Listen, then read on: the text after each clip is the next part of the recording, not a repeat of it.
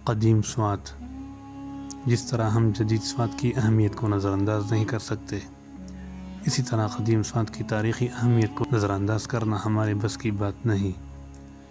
ज़माने का इंसाफ पसंद मुअर्रिख़ जब किसी मुल्क की तारीख़ पर कलम उठाता है तो मुल्क का चप्पा चप्पा और गोशा गोशा उसके पेश नज़र रहता है।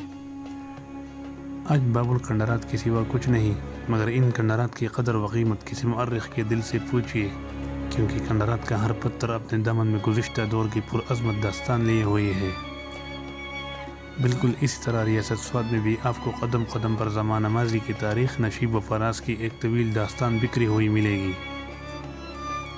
कहीं आपको कंदाहारा की तहज़ीब के नक़ोश नज़र आएंगे तो कहीं सिकंदर आज़म के फतूहात और कहीं मुजाहिदीन इस्लाम और बातिल परस्तों के हंगामा खेज़ मारिकों के निशानात। आइए ज़रा हम भी स्वात को तारीख़ नुक्ता नज़र से देखें।